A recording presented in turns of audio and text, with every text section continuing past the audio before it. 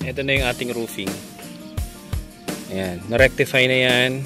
Wala nang mark ng kapasukan talaga na sealant at saka na Vulcasil na yan. Lahat ng mga tech screw, yan, lahat yan may Vulcasil. Yan, yung mga pinag-tech screwhan, may Vulcasil yan.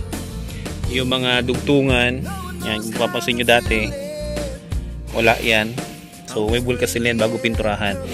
Yung mga dugtungan ng flashing, ito, lahat yan. Wala nang passage ng tubig. Dati nakaawang yan. Hindi siya naka-Vulcasil ngayon.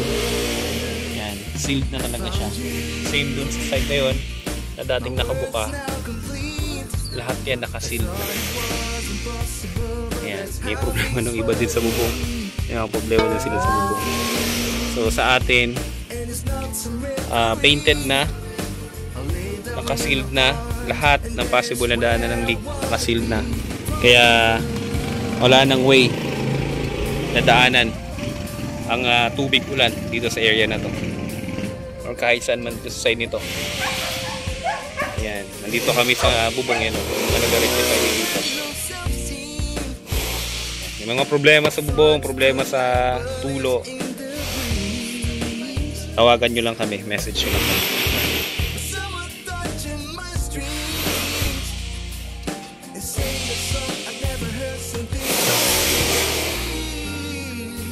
I found you, my world is now complete. I thought it was impossible, but that's how things were to me. I love you. Ito naman yung sa balcony area. Kasi ito yung dinadaan ng tubig eh. Naka-level lang kasi dati ito dito.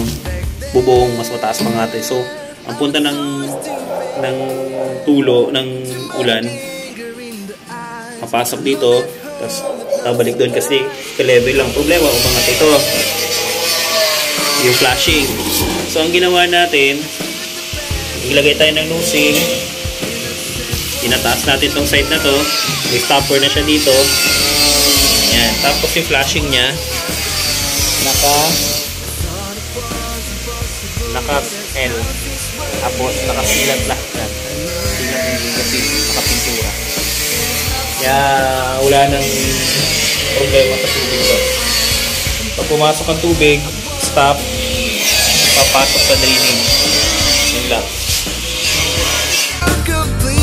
I thought it was impossible.